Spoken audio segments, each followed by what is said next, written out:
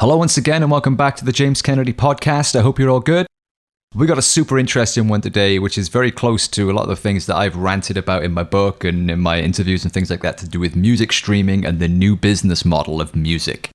We're going to get straight down to business today. So before I do so, I want to remind you guys to please subscribe to the podcast. Give me some star ratings, hit that 5-star rating, and leave a review, leave some comments and get involved. I've also launched a support platform to directly support the podcast if you are able to do so. Please don't do so if you're not able. But if you are able to spare some shekels to support me in the continuation of the podcast, equipment and the time that goes into doing it, I've set up a page at PayPal, which is paypal.com/PayPalme/James Kennedy UK. There'll be a link in the descriptions of the podcast as well. If you've got any spare change that you want to offload onto the podcast, all proceeds will go to the maintenance of the podcast so that I can keep giving you guys these awesome chats. Right now, today's guest. I've often ranted about the merits of the new model of the music business over the old model. I did so in my book. I devoted a whole chapter to it in my book, Noise Damage, and I've spoken about it many times in interviews as well, where I've said that as an independent artist, the new model is way better because the door was closed to me in the old model. But I'm going to be chatting today with someone who I think has a very different opinion to myself on this issue, so this should be fun. I was also a massive fan of his band back in the day when I was a much younger man, and we used to sit around in college smoking weed and listening to this guy's records and having our minds blown at just how fucking crazy the music was in a totally awesome way. So it's mad how life goes, that I now get to sit down and have a one-to-one conversation with him and be put to rights probably on a lot of the issues that I've been misadvocating for the past 2 years.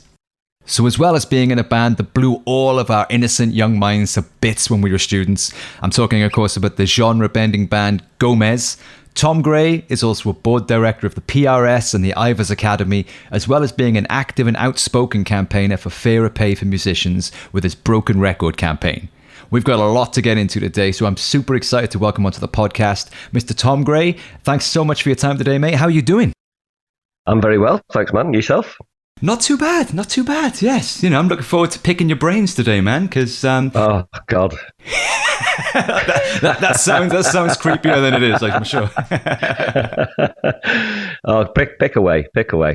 Well, I thought it'd be like, to start, it would be good to give the listeners a picture of just how bad the situation is currently for artists. I mean, everybody knows that nobody makes any money from streaming, but I don't think the average music fan has got a sincere idea of just how bad it is. How bad is the picture? How are we looking in 2022? It's pretty shocking for what let's just say what we should call probably the professional class of music maker. So someone who's actually devoted their life to making music. They get up in the morning and the thing they do is music. And it's important to make that differentiation before we get going, because people are always like, oh, of course, why aren't these kids who are throwing their music up on DistroKid every day making money? Well, that's not who we're arguing for. And that's great that they're doing that and they have that access. That's a wonderful thing. But that's not, that isn't the fundamental part of the music industry that needs preservation and needs protection, right? And the thing for me is, if all the cathedral builders are dead, you can't build cathedrals anymore, right? And our studios for many years have been imperiled. Many have been closed. Small venues are closing down all around the country for many years as well. There's very little of the old infrastructure that used to exist. And it's all based on this idea that we can all record at home and which is all well and good. But, the average musician in this country is earning around £20,000 per year, according to census and, survey work that we've done. And it's been repeated several times. The government just did it. The Intellectual Property Office did a review of earnings last year and found the same thing. And most of that money isn't coming from recorded music. It's coming from second jobs, in hospitality, in teaching, in doing all of these other things. And they're making maybe $2,000 or less per year from their recorded music. And that's when you start kind of going, oh, wait a minute, what's going on here? Why have we got, it's always been a difficult career, right? It's always been perilous. It's always been hard. No one ever said getting into music was going to be easy, right? But the problem is when actual success, or what looks like it's success to the outside world, doesn't translate into financial reward, then you end up with a really difficult disconnect in culture, because the people who are making the stuff that you like can't afford to keep making the stuff that you like, right? And that's where it gets weird. That's where we have a problem. And you know, to go even further on that riff, you know, the thing about streaming that people don't realize is streaming is replacing two things. It isn't replacing just people listening to their record collections, because that is what it's doing, right? So most listening now is on streaming. People aren't listening to their CDs anymore. They're listening to their subscription service in their pocket. But it's also replacing linear broadcasting. It's replacing radio, right? I'm very purposefully going after that advertising that's in radio, because there's a lot of money there, right? So what people don't, there's two things that people don't understand is that on the one hand, artists used to make a lot more money up front from sales of physical records than they do from streaming. But also, radio has a performance royalty built into it called equitable remuneration. Remuneration is such a hard word to say, man. Equitable remuneration. That's the one. That's the one. That means that performing musicians, session musicians, the performer of the song themselves, everybody gets paid a direct amount of money from that from that performance on the radio. Now, if you can imagine, both of those income streams are going away, right? Slowly but surely, and we're going to be just left with streaming. But streaming, the per stream rate, there is no per stream rate, but if you divide up all of the money in the streaming pool by all of the streams in it, you come up with a rate, right, of what a per stream might be worth. And it's half what it was worth a decade ago. Wow. Right? So it was about 0.007 in Spotify. So that's about 3/4 of a penny in 2011. Now we're way south of 0.004. So we're nearly down to about a third of a penny. And so this creates a very confusing kind of economics, where it seems to be getting bigger, but the per stream rate is going down, which is very confusing, right, for most people to get their heads around. And that works fine for these massive aggregators of rights, for these huge record companies who have got like massive 35% market share. It doesn't matter. As long as the market keeps growing, they keep making more money, and their profit margins go up and their share value goes up, right, as public companies. But to a musician who has a fixed audience, right, which is, like, let's be clear, not your big stars who are ramping up, your Harry Styleses and your Billie Eilishes and whoever else, right, who are ramping up these huge billion streams every day, and the algorithms telling you to listen to them again and again and again. Yeah. I'm talking about the people who are artists who have spent years developing their own audience, gathering that fixed fan base. You know, they're not expecting to be playing Wembley any day, right? They just want to play gigs and exist making their work, and they've succeeded. They've really succeeded in building a genuine, solid fan base. Those people with a fixed audience, they've watched their income go through the floor because A, they can't sell physical product. The per stream rate is going down and down and down. 100,000 streams was worth twice what it's worth now, 10 years ago. And that's not even including deflation, right? If you include inflation rather, or the deflation of the value to the artist, it's the whole value of music's gone down about 25% in 10 years as well. Because it was $9.99 in 2011, it's $9.99 now. Yeah. Now, the really funny thing is, guess how the first streaming service, people always talk about streaming coming along with Spotify, but didn't it? It came along with Rhapsody in 2001. Right. And guess how much Rhapsody cost in 2001? Go on. $9.99. So we've had 21 years of streaming costing exactly the same amount. Wow. And that's about 40% deflation. So you start kind of going, oh, wait a minute, there's a fundamental problem here. But, you know, that is just the pricing issue, which is like, has sent the value of music all over the place and has had lots of weird ramifications to all of us as artists. But all that's come along sitting on the back of the 20th century unfair model. Anyway, it was never the system that was in place was never fair to musicians. Yeah. It wasn't like we weren't doing great out of it. Record deals didn't look equitable. People weren't having a good time. But hilariously, streaming, people always talk about like tech being like a disruptor. Oh yeah, it's so disruptive. Tech's so disruptive. Well, guess what? Here's what Spotify did. It did no disruption to the music industry. It completely kept the entire old system in place and in fact built on it. Right?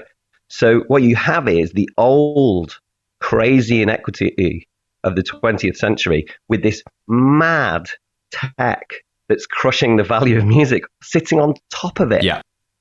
So you have these artists who've got like deals from 15 years ago for like 15%, because they were signing their records over to a company who would manufacture and distribute and do all of these incredibly costly things on their behalf. Where now those companies are doing none of those things, but they're still keeping 85% of the money. Yes, right.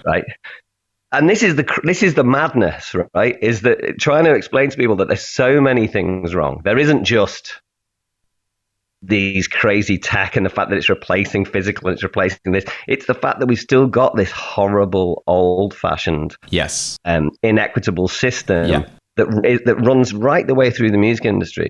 And we've never done anything to sort our faces out. And that's what this has all been about. It's kind of going, no, this isn't just about fuck Spotify, because that's the most blithe, easy thing to say. Yeah. And it's meaningless, right? Actually, what I always say to people is we need to unfuck Spotify. and beyond that, like, it's about unfucking the deals and the contracts and the transparency and the data and the royalty systems and all these things, which, because successive governments have just heard from these companies and not heard from the creators, right? We've ended up with the weight of the world on our shoulders. Yeah, well, that was brilliantly put, man. Broad as well. There's so much stuff in there that we want to could unpack, one at a time as well. I'm taking notes here. I'm sort of someone that's guilty of playing devil's advocate on a lot of those issues, because I'm an independent artist myself. I always have been. When I wrote my first album like 20 years ago, it was like 10-minute long prog metal songs. The chance of me getting a record deal at that time and radio playing stuff like that door was shut big time. And it always has been. So for me, I've gradually over the years established myself as an independent artist. I've got a 7-album back catalogue. I've got a small but loyal audience. I play all my own instruments. I do all my production myself in the very room that we're sitting in now. So I espouse a lot of the good sides of the new model, that if I was around 4 years ago, I wouldn't have had the ability to do any of that. If I couldn't get a deal, it was game over, go get a job. As it is, I haven't had a day job in a long time. I've managed to make an okay living out of my music. And with Spotify, during the pandemic, I was making about $500 to $600 a month from Spotify, because I have got a back catalogue and I had a new album come out which drew a lot of traffic to the back catalogue. So I was actually paying my bills and everything through the pandemic purely from streaming. So there is the opportunity for that, to provide that platform to artists who are shut out of the traditional model. But it's oversimplistic, I think, to say that that's possible for everybody, because it's not. No, look, I'm always very careful to say, yes, there are people who benefit from streaming, and I've benefited enormously from streaming. Right. You only have to look at the fortunes of British black music since the sort of hierarchical gatekeeping of the old media was taken away, right? So you kind of access has been the big win of streaming, right? That is the big win. But we need to massively caveat that. Yes. Right. Because fully independent music as it stands, only has 6% of the value of the total market. Right. 6%. So 94% is music that's on traditional labels. Yes. Right. Independents and the majors, right? Which basically have the same structure, look very similar as companies, right? You do a deal with them, they take your rights, they pay for the marketing, etc., etc. Using a thing called the recoupment deal, which we can get into later, but clearly hasn't affected you. But the point is, it shows how much more likely you are to be successful if you are on a label. Yeah. Right? So we haven't got rid of the traditional gatekeepers. We're just sitting alongside them, right? And they're making way more money than you. Yeah. Right? And this is the crazy thing. Like, there's something like 7 million creators, in inverted commas, on Spotify. But all 7 million are only worth around 6% of the market. So we're talking about a few thousand artists that are making 94% of the money and several million who are sharing 6%. Right. Now, at the present rate of growth, it'll take 25 years for the fully independent market to reach parity with the status quo. So democratization is in the eye of the beholder, let's say, right? And I'm really glad that people like yourself, who are incredibly self-motivated, who are, driven, can produce a result where you're getting 300 quid a month, and that's covering a lot of your shit, right? And that's keeping you in bread and butter. Yeah, that's amazing. But I can't, I know how self-motivated you probably had to be to produce that result. Oh yeah, right. Now, not every artist is going to be that person. A lot of artists are quite financially incapable. Many of them, certainly of my friends, are incredibly neurodiverse, have all kinds of, many are just highly dyslexic just to get started. You know what I mean? So the idea that everybody who's good at making music could also be this incredible manager of content and marketing and consideration and all of these other things is just a lie, right? And in fact, so my problem is like, what great music are we missing out on because there isn't like these opportunities? There is the access, but there isn't the opportunity. Got you. Do you understand? Yeah, got you. And that's the bit where it's like, I'm not really certain. And I always feel like it falls down a bit as an argument. Like I'm probably a little bit biased because I had a music career before 2000. Yeah. I came from the very last of the old world of the record industry, right? Yeah. And I know what that looked like, right? And I know how much money people had in their pockets. And when I speak to like younger musicians who are just really grateful that they've got a few hundred quid, I'm like, I'm not sure how grateful you should actually be. Right. I think that you could be doing a lot better if this market was more competitive, if your music could access more of the algorithm and get more playlisting and all of the rest of it. You would probably be doing a lot better than you are, but you'll never be doing better because that most people's ears are still gatekept right from you. You're mute. Like the way I often describe it to people is like, your music is in the Argos warehouse, but it's not in the catalog at the front. Right. Got you. Right? Yeah. You know what I mean? Yeah. So and that's the problem. The catalog at the front is owned by the majors. They own it. Right. And so, I just kind of want to, for me, it's like, yes, there is opportunity. Yes, there is the chance and like that shouldn't be undersold. That's a fantastic, amazing thing. Yeah. And I applaud you and your intent and your work. And we should be celebrating that. But if we're talking about the general health of the music creation community, the producers, the songwriters, the people playing in bands. You know, you're one man, right? Right. If you had 5 members in your band, how far would that 300 quid a month go? It's a different story then, yeah. Well, it's a different story, isn't it? Yeah. So it's like, well, wait a minute. We end up in a situation where the only kind of artist we can have is the self-producing solo artist. Yeah. What does that do to music? Right. I mean, music, as you know, is a collective experience, right? It's supposed to be made by groups of people, right? And it's all well and good being like a leader artist in your own right. And you know, that's a brilliant thing. But you know that we don't want to lose bands and ensembles and all of that. And yet the economic state that we have to lose them. I mean, that's mad, isn't it? Brilliantly put, man. Yeah, I appreciate you sort of like putting me to rights on that issue as well, because I've been a vocal advocate of the new model, like I say in my book and in my interviews and things like that. And it's very easy when you are like an independent artist, because you as you said, you know, that kind of the level of self-motivation and hard work that goes into it is a 24/7 job, and not everybody is able to sort of sustain that for the length of time that you need to.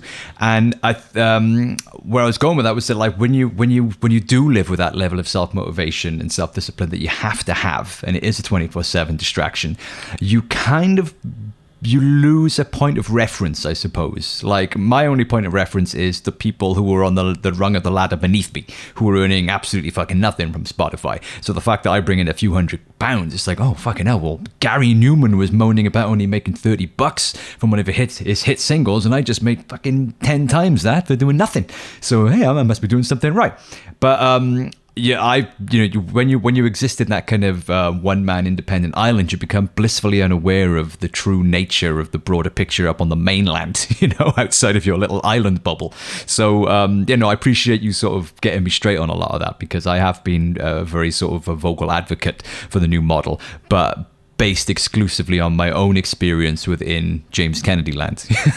I think that there's 2 different things here, which is the financial health of one individual within any economic model, right?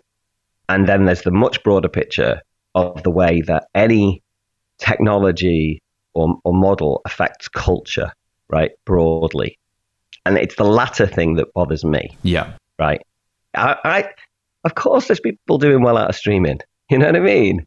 Ed Sheeran could probably own half the flipping country with the money he makes from streaming. There are people doing well out of streaming, no, but that which is why that's just not the argument. Right. The argument is neither of these 2 things, which is one, that the kids who are throwing their music up through DistroKid ought to be making money the next day just because they can play the ukulele.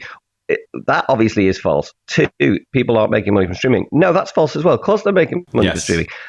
It's what are we doing about making sure that the kids who aspire to have a career in music can have a career in music, and when they get there, there's going to be money waiting for them, and then that's going to keep them financially reasonably secure.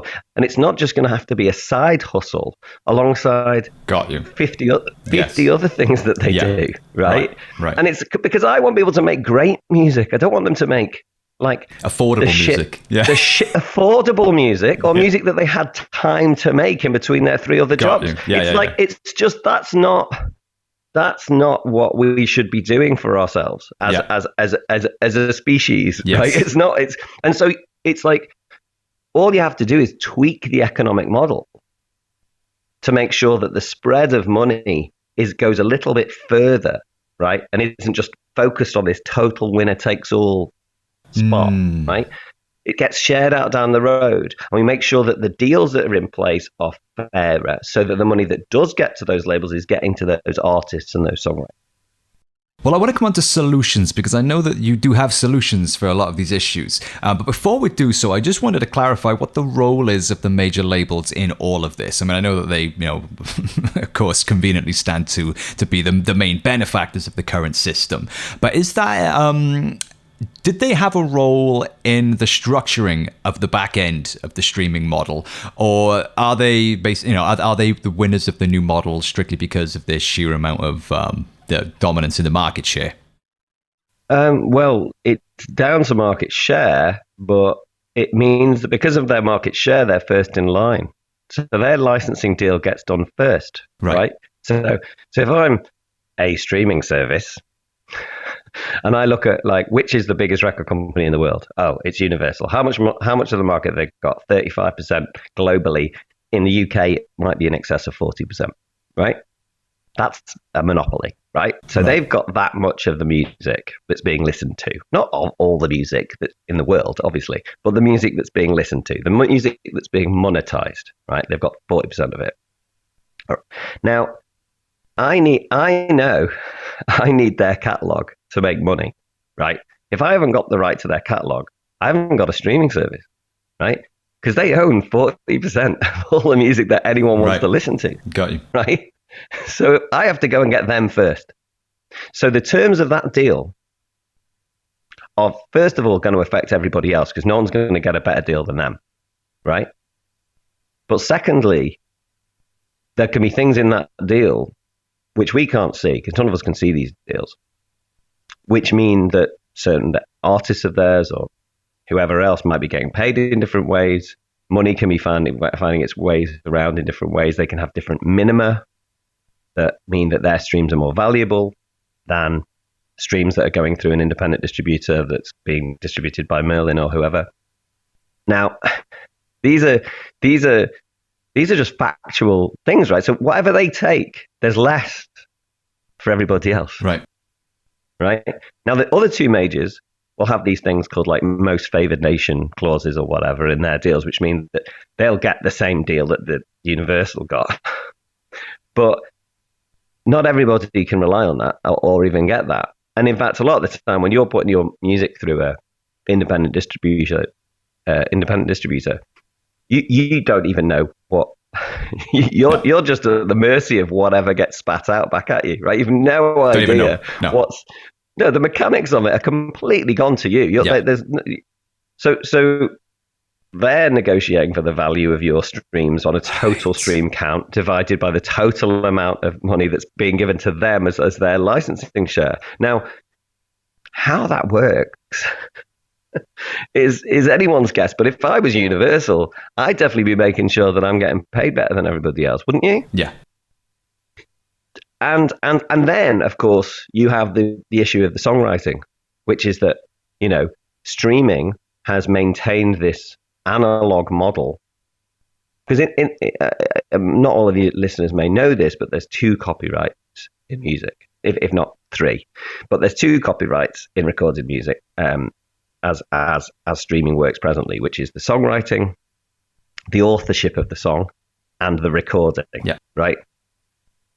And it's whoever made the recording that owns, bizarrely, who owns the authorship of the recording. Yes. Not the person who makes the sound on the recording, which is the great failing of law. But anyway, so there's the recording and the authorship. Now, on a piece of like vinyl or on a CD, the split between the money was like 92% went to the recording and 8% went to the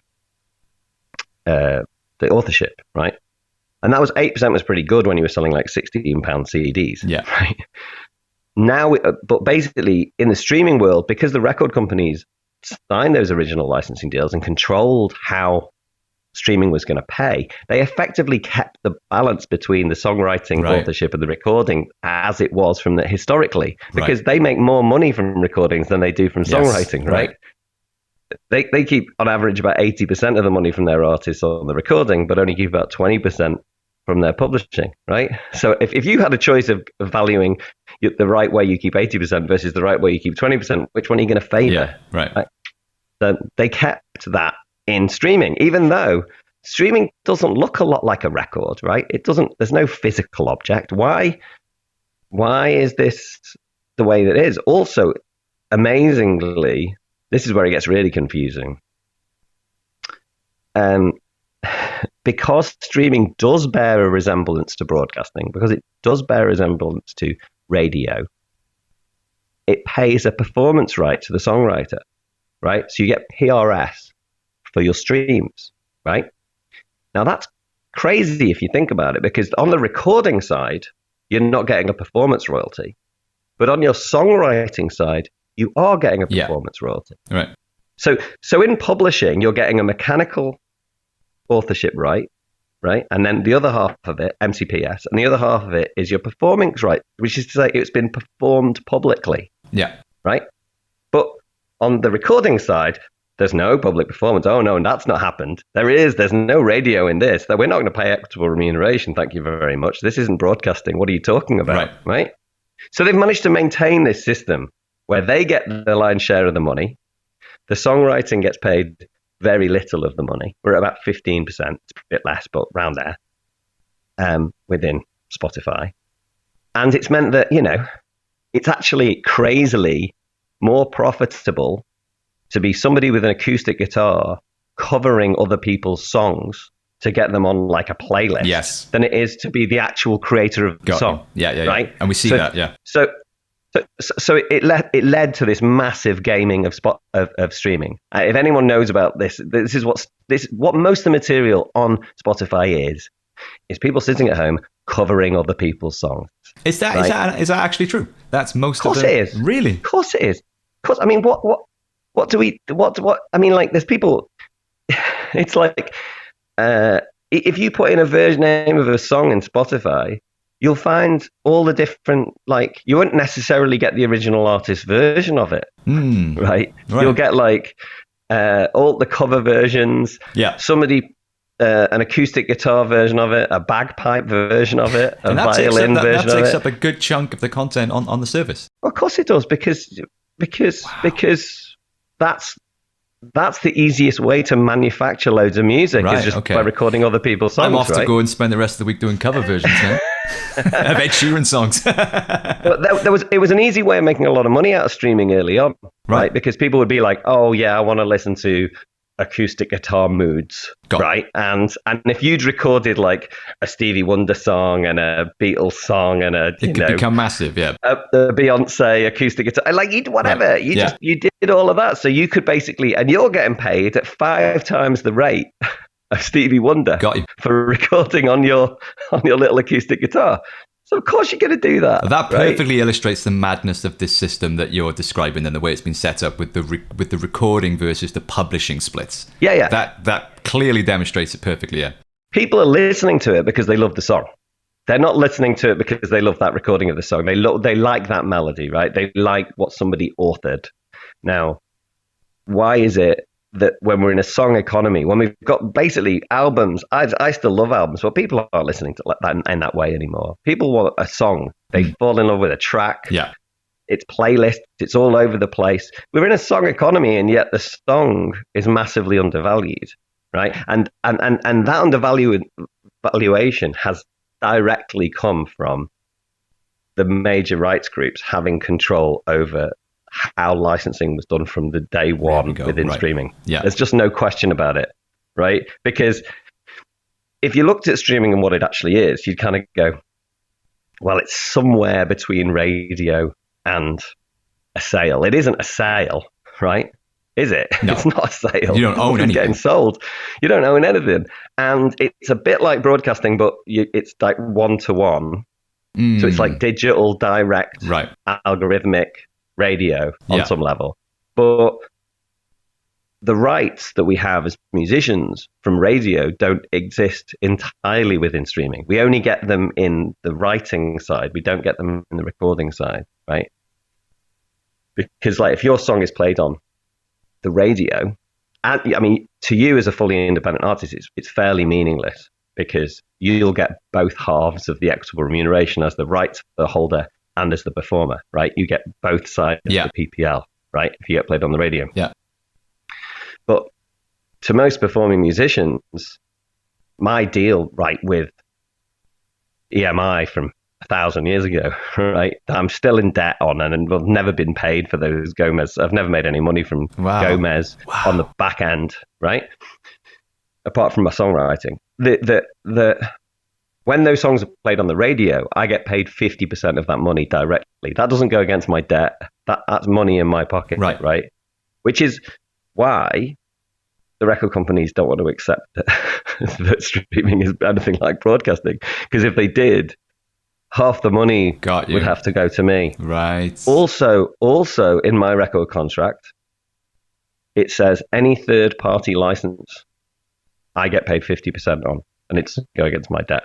Now, if anyone wants to explain to me how streaming is not a third-party license when they have done a licensing deal which includes my music, right? How is that not a third-party license? Which is what I don't know if anyone's following. There's a big court case at the moment which involves Fortet Kieran, who's suing Domino. It's in the High Court at the moment, and it's basically about this, right? Which is that he's saying, I think I ought to be getting paid 50% of the money from my streams based on what my contract says, and it's going to be a very interesting outcome. Let's say, let's see how it goes. But a lot of these artists, you know, this. Maybe I'm going a little bit into the woods here, and you're going to have a hell of a time editing me. I'm leading you into the woods. It's my fault, man. I'm just there's so much to this I want to know about. It's fascinating. Yeah, but like, it's really complicated. There's lots of aspects of it. I can see now, that ought to be more beneficial to artists. Right.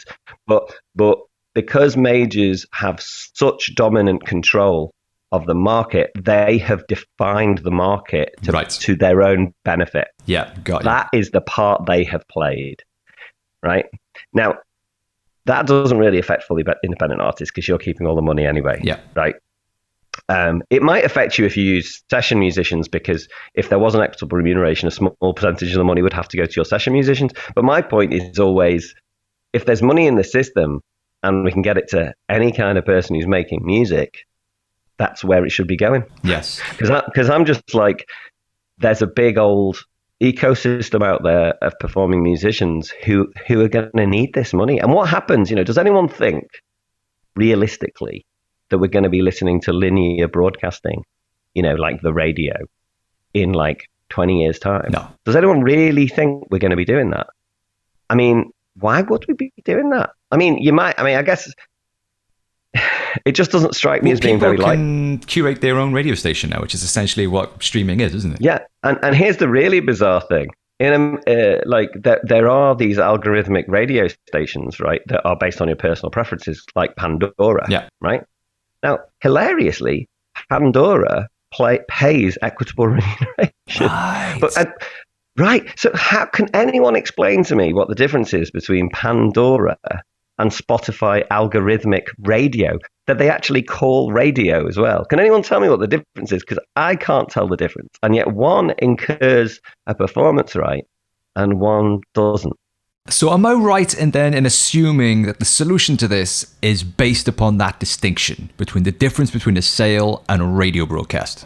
Oh no, I mean, there's multiple solutions to this. Okay. One of the solutions, I think, is that some form of remuneration needs to be paid to musicians for their performance, right, within streaming, and I think that's just basic human rights. I think the platforms are enjoying the benefit of a performance that they have not paid for, and there should be some money there to go to the music community.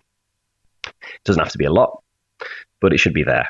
And to go to the orchestral players and the saxophonists and the guitar players and the drummers and the singers and everybody else, right? It should just be a pool of money that is helping to sustain the music community, right? I don't know how you share it out, probably by a performance, but, you know, we cross that bridge when we get to it, right? That's one. But also, I think the pro rata system, which is the system we presently have, where we take all the money and we divide it up by all the streams, I think it's very dangerous for culture. I think it's leading to cultural stagnation. I think it leads to an even more winner-takes-all system than we had before. Right. And there are lots of opportunities the way how you could amend it so that it's fairer and that more genres do better. There's something called user-centric that we probably should talk about, which is where instead of all the money going into a big pool of bucket of cash and then being divided by all the streams, all that happens is your individual subscription is divided up by what you listen to. Right. Well, that makes sense. Right? Yeah. Right, exactly. So, and what you see under user-centric is genres do better. So classical gets paid about 20% more, jazz gets paid about 20% more. Wow. it gets rid of fraudulent streaming because that's a big problem. And it just accounts for about 5% of the market is spin fraud. So wow, well, that to me is so simple, but that just makes perfect sense. Like, how could it be any other way? If all you're listening to is classical music, why the fuck should you be giving Ed Sheeran money? For example. Well, but this is precisely what most people don't realize is most of their money is going to music that they don't like or listen to. Right. Yeah. Right? Of course. Your average person doesn't have an awful lot of time to listen to music. They may be listening to, if they're lucky, 500 tracks a month. If you do the maths of like 500 times by a third of a penny, you'll kind of come out at somewhere around a couple of quid, right? And you're like, wait a minute, so only £2 of my £10 a month is going to the music that I listen to. Right. What's happening to the rest of that money? Yeah. Well, let me tell you, the rest of that money is going to Ed Sheeran and Billie Eilish and Drake. And that's where it's going, because it's going to music that's being hyper listened to, mainly by kids, or being played on illegally via Spotify accounts in cafes and hairdressers, right. and that's what you're subsidizing, and there's no reason for it. There's just no reason for it, because what actually could happen is your tenner could be split up amongst the 500 tracks that you listen to. It would lead to a way more dynamic payment system, because of course if I only listen to one track in a month, that one track's going to get the whole tenner. Yeah, fine. But so what? What? Yeah. So what? So that's an option, right? That's option one, which is user-centric, which I think is way better for culture and leads to a total flattening of the payment at the top. It takes about 10% of the highest earners and shares it with the sort of couple of percentiles lower down, right? Which is kind of the effect that I'm looking for, which is like a bigger group of people at the top of music who are making a decent amount of money, right? Which is what we need in order to maintain a professional class, right? So that's cool. And what is user-centric? Is that an idea or is it an actual scheme that exists? User-centric is a scheme that actually exists. In fact, SoundCloud have started something called fan-powered royalties, which is effectively user-centric. Right. But they're only doing it on music, they could only do it on music which is directly distributed through SoundCloud. Right. Because they haven't managed to get anybody else to license it yet, because the majors strangely don't want it. Anyway, surprise. So, and in fact, Deezer in France for years tried to introduce it, but I mean, it's pretty common knowledge now that Sony stopped that from happening, right? Because they didn't have enough French catalog, and they worried user-centric would lead to regional music doing better than the global pop that they own such a lot of. Heaven forbid, right? So. Right, so that went on. User-centric apps, everyone knows what user-centric is. That's, for me, that's the rational way of sorting a lot of this stuff out. You've got to change the balance between the song and the recording. The song should be getting more money. Like, why isn't the song getting 25%? I don't know why it's not getting 25%. Nobody seems to know why it's not getting 25%. It's definitely worth. I mean, the platforms are keeping 30%, and they're only paying 15% for the song. It's like, wait, you're worth twice as much as the song. I'm not sure that's true, Mr. Spotify. Yeah. Mrs. Apple. Yeah. You know what I mean? I'm not sure that's true. So so we changed the divide towards the song. The other thing, actually, this is kind of an interesting part of pro rata, or consumption share, as it's sometimes known, which is the system we presently have. It comes from radio, right? Because radio, since the 1950s, the way that radio was licensed was they go to like a PRS or whoever the authors are, and they go, here's a lump of money that we can afford to pay you to have the license of all the music, right? And then we're going to give you our data, and you're going to divide that up amongst your writers, right? Based on how often they were listened to and right? Now, that's where Spotify got pro rata from. That's where it comes from. That's where consumption share comes from. But what's really stupid is how backward we've been about this, because radio had two really important caveats to the pro rata system, because they realized that it's not a play isn't just a play, right? There was two ways you get paid by the radio are based on the duration of your song. So in streaming, you just get paid if something's played for 30 seconds. Yeah. Right? On the radio, you get paid twice as much for a 4-minute song as you do for a 2-minute song. Right. You get paid 3 times as much for a 6-minute song as for a 2-minute song. Yeah. Because guess what? Somebody's been listening for longer. Right. Yeah. Now, user-centric does that anyway because the limitation is the scarcity of the individual user's time. But there's no reason why we couldn't just add duration to the streaming pro rata system as well. That'd and be say, awesome. actually, because like jazz, right? The average track in jazz is over 8 minutes, right? Which means they're being clearly punished for having longer tracks because that person gets paid the same amount as somebody who's listening to a 31-second hip hop skit. That makes no sense. And there's that cultural impact that you were talking about earlier as well, like bands saying, hey, we'll just do all your best shit in the first 30 seconds, the rest doesn't matter, you know? Exactly, right? Now, the second caveat that radio made in the 1950s, so 70 years ago, they came up with this and went, well, obviously, that should have an effect on how people are paid, was audience share, right? So it was the number of people listening at any given time and the duration would affect how much you were paid. So if you have it's still to this day, if you have a song played at like drive time on Radio 2, that's worth more money than if it's played at midnight on Radio 2. Got you. Right? Because they know that there's 3 million people listening at drive time and there's 300,000 listening at midnight. Right? Now, in streaming, there's this totally crazy situation whereby 50,000 people listening twice has the same value as 5,000 people listening 20 times. Right? Now, which has more, or even make it even worse, 25,000 people listening once or one person listening 25,000 times has the same value.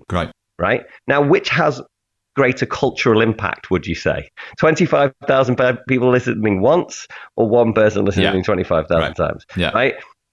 And because there isn't this cultural valuation and it's just about just numbers, it leads to this total skewing of the relationship, right? All you need is to get a song that's on a playlist that's played 10 million times but you've only got 10,000 monthly listeners. I mean, that doesn't necessarily, you know what I mean? There's a kind of disconnect in like how we value music and the impact of music on people, right? So that's something that could easily be done to the pro rata system as well, to kind of go, wait a minute, how many actually people care about this artist versus is one kid sitting in their room listening to that Billie Eilish song over and over and over again until they go mental. Like, and why are we funding that? Why can somebody hyper listening extract 40 quid's worth of streams in a month from a £10 subscription? Why is that possible? Right? And why is everybody else paying for it? Anyway, so that's my point.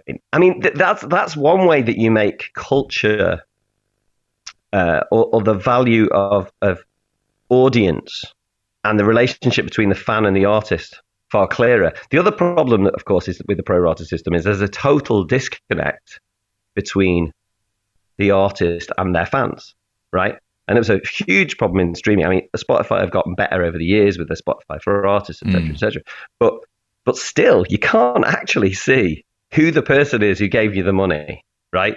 Now, back in the day when someone bought your record or whatever, you could get them on a mailing list and you'd have a direct relationship with them and that's how we did it. Whereas now, because of pro rata, because it's just all of this money coming out of pots and being listened to wherever, there's a total disconnect between like knowing how big of a fan they are of your music, because you can't tell, because you can't see how much time they're spending with you. You can just see that it's been played once or here or a dot on a map. Whereas if you went to the user-centric model, there'd be nothing to stop, because the licensing wouldn't be based on big record companies going, we're going to take this much of the money. It would just be, we're going to pay out what we get to you based on that individual's listening. At that point, you're going to be able to see who your biggest fans are, how much time they spend listening to you, because there's going to be a direct financial relationship between how much they listen to you and how much you're getting paid, right? So you at that point, it becomes way easier for you to sell them a gig ticket, right? Sell them a T-shirt, give them you know what I mean? Because you're not disconnected. Getting closer to that old model again. Yeah, right. Because the data is reconnected. You're like you can see who your fans are. Yeah, directly, because the only reason why you can't is because the pro rata model licensing system has to make all of that opaque. You're not really allowed to see how the money is getting to you because the licensing deals state that you're not allowed to. Like that would be a breach of the NDA agreements that kind of cover. So you don't know where. If you actually go through, if you do, I've seen, or people have shared them with me, probably quite illegally. But if you look at like audits of streaming that have come from certain labels, whatever, artists are getting paid at like over 30 different rates from different, based on, is it the family pack in Peru or it's come from a duo account in Germany. It's somebody listening on freemium in Singapore. And everyone's, there is just, it's chaos, right? From an artist's point of view, it's total chaos, right? And that for me is the issue, right? Is that what we need to do is reconnect fans with the music that they like, reconnect artists with their consumers. There's just enormous benefits to all of this if we just get rid of the pro rata model, which basically only suits the big. Basically, if you're a huge aggregator of rights, that's who pro rata suits. Right. It doesn't suit anyone else, basically. That's fascinating, man. It comes back to what you said right at the start. Like, this is so much bigger than just fuck Spotify and fuck streaming. Way more complicated than that. But it's heartening to hear that the capacity and the potential is there for this to work, and the solutions to make that possible do already exist, which is fucking awesome. So who are we up against then? I mean, I'm guessing that the major labels and the tech companies are not going to want to change, their current monopolistic system. So what's the fight? What have we got to do to get this over the line? And what are we up against? Well, look, it's been 2 years' work to get to where we're now, which is we're in the middle of a Competitions and Markets Authority study of the music market. So they're looking at the major labels and the streaming companies to decide whether they're breaching copyright or not breaching copyright, breaching competition law, and whether market power is distorting pricing and distorting the way people are getting paid. So the first thing you can do if you are a musician is write to the Competitions and Markets Authority and say, I don't think I've got, access to the market. I see this, this is what it looks like for me, and to say, I mean, the thing that we asked for, you may remember or not remember, but like 2 years ago, I wrote a letter to Boris Johnson and I got like the Rolling Stones and Paul McCartney and Kate Bush and all these people to sign it, right? And got the MU and the Ivors on it. And we asked for an adjudicator. Now, basically, because what we think is that there needs to be like an external, like power, statutory power that can basically say, that's not on, right? Yeah. Because we're totally unregulated as an industry. There's this copyright law, but there's just no regulation, right? It's basically the Wild West still in the music industry. Yeah. And so, what the main thing I would say is ask for is that what we need is an adjudicator because of power dominance in the market and the fact that you don't think there's a fair and open playing field in music. And I think that it would be powerful if anyone wants to do that. Right. There's, at the same time, the government have been running a program with the Intellectual Property Office to look at contracts and transparency and data and equitable remuneration, and that's all happening at the moment. So we're in the middle of a government process that's been going on for about 6 months already. Right. Okay. So, and the government don't want to legislate. Obviously, they don't like legislating, but if anybody wants to write to their MP, that is always an incredibly powerful thing to do as well. Right. Is to just put pen to paper. Don't type it, don't email it. Literally write their name at the top.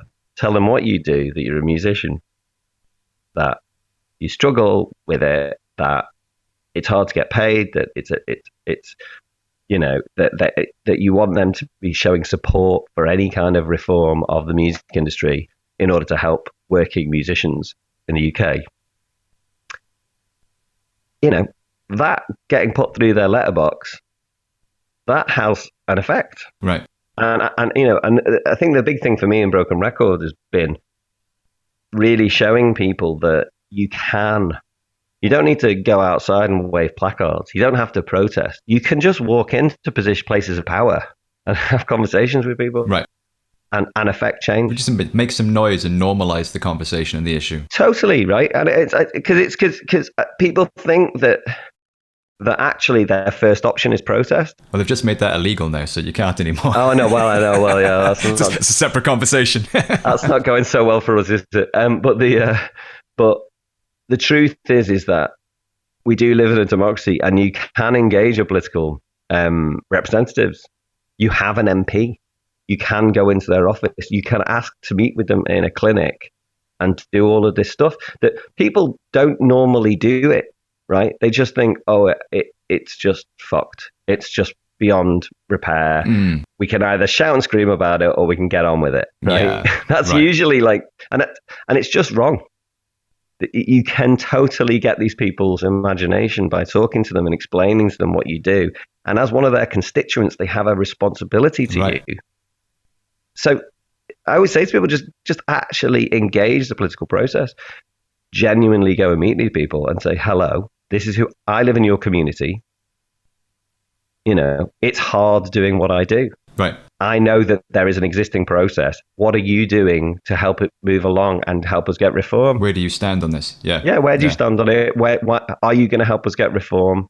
You know, or are you going to back these multinational foreign corporations who are taking all the money? And we've got millions of supporters as well. You know, the everyday music fans, the people want to support their favorite artists and the independent artists. I get so much love from my fan base, but you know, I mean, there's only so much they can do to help me within the existing framework that exists. You know, so we're a large community. We've got a lot of support, you know, and a lot of love from people. So I mean, we can make a lot of noise in this issue, I think. 100%.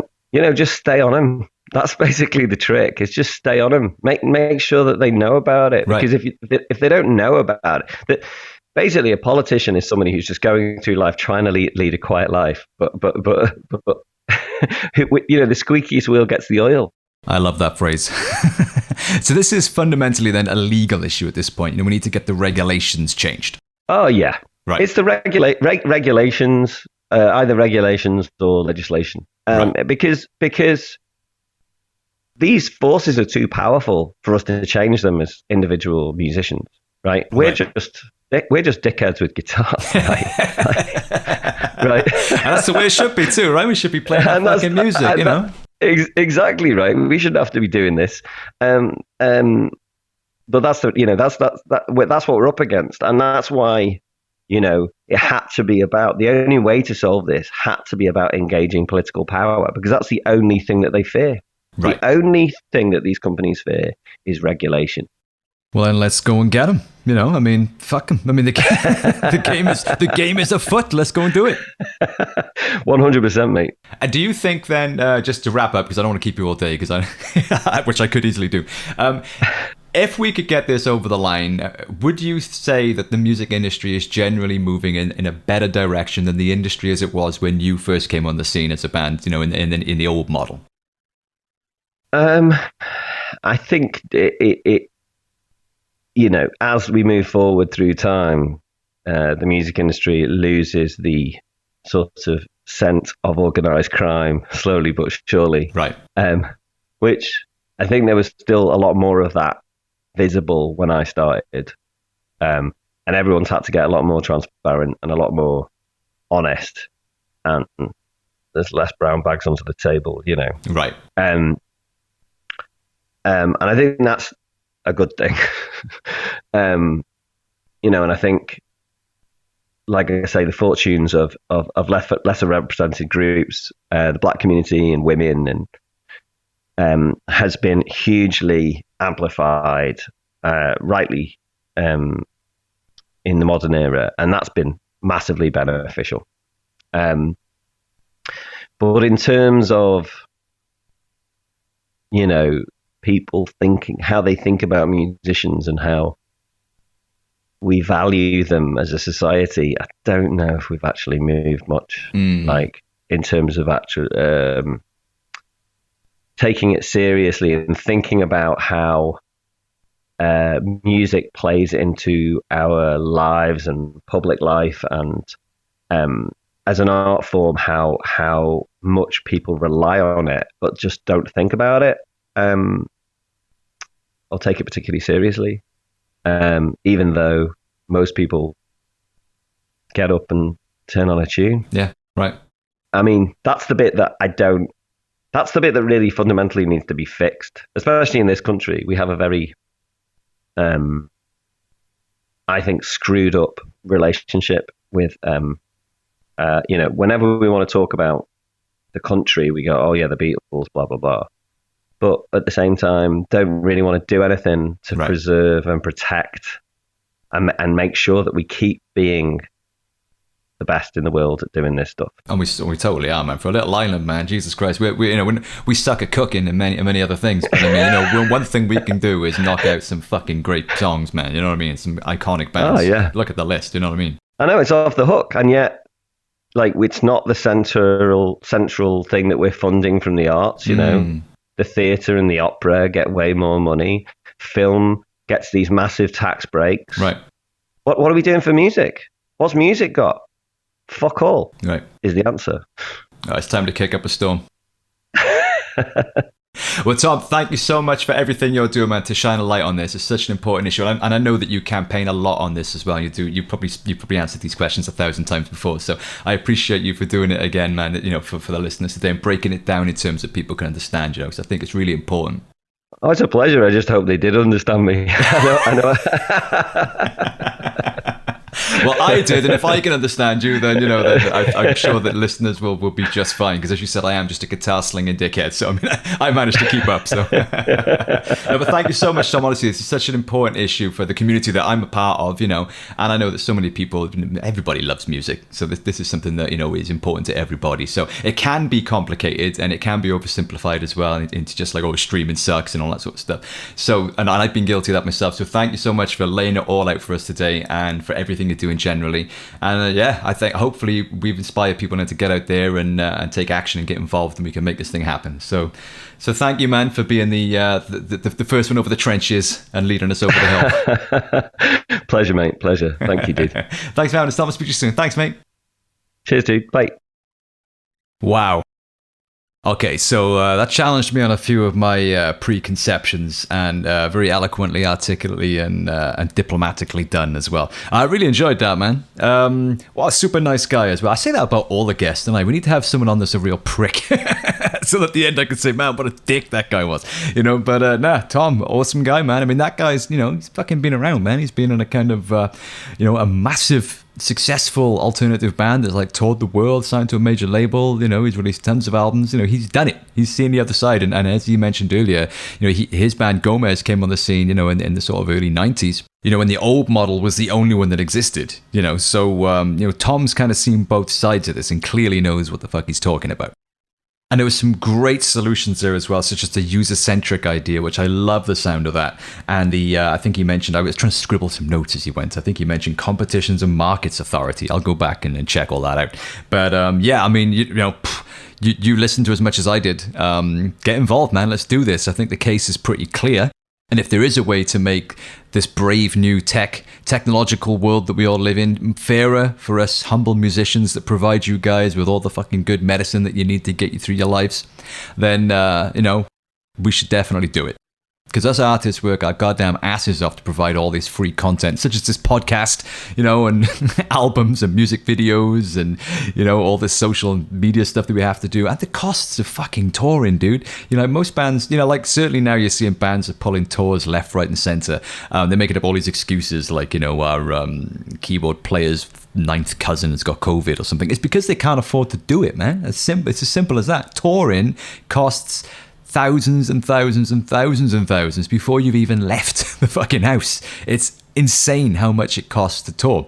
And if people aren't going to gigs, you know, and bands aren't selling records and venues are closing down, then musicians, they can't function. They starve. You know, it's not like it is in the music videos where, you know, we're all just fucking millionaires hanging around all day smoking weed and playing our guitars. It's just not.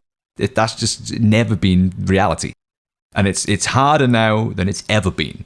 And as Tom laid out there about streaming, I mean, now that we're moving away from physical product altogether and moving into a future which is very much all about, you know, everything being in the cloud and streaming, you know, on demand at all times for a subscription or for free, then you're going to reach a point where the only artists that are able to survive are going to be ones that have got rich fucking parents. And who wants to listen to that shit? So if there's a chance to fix this and make it fairer so that people like myself and others, you know, can actually survive and continue to do what they love and to give you guys the music that you want to hear and keep pushing the envelope so that we don't get cornered into some kind of cultural dilution of music that sucks, written by people that shouldn't be fucking making it. The only people able to stay afloat, you know, with rich daddies or whatever, or major label artists that make safe, you know, commercial, mass-produced music. I mean, who wants to live in that world?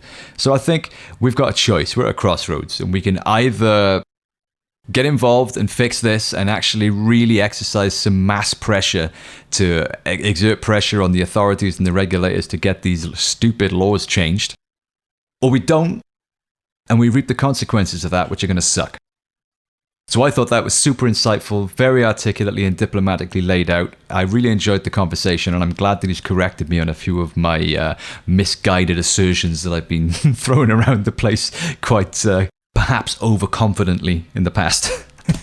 So, you know, I'm happy to admit when I'm wrong, man. You know, it's all good. It's all about growth and, you know, development and getting closer towards the truth. So Tom has shone a lot of lights on stuff there. That was a great chat. I hope you enjoyed it. Go and check out the Broken Record campaign online. Tom's got a ton of other interviews and info online about this campaign, the Broken Record campaign. And you can check out Tom Gray on Twitter at Mr. Tom Gray. That's Gray. Follow him for the updates and everything he's doing. You can put a bit of weight then behind his actions, and you know, I'll be sharing them as well. And I'll see you out there in the trenches.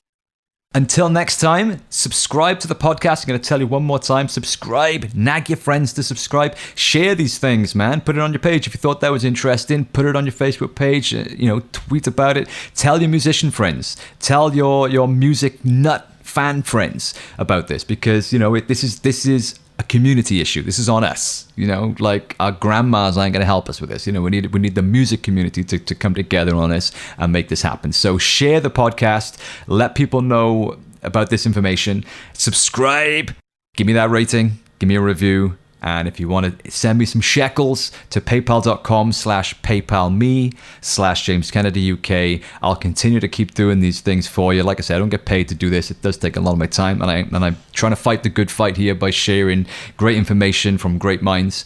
So if you're enjoying them and you think that it's important and useful, then throw me some beans, and I can justify spending half my week doing it.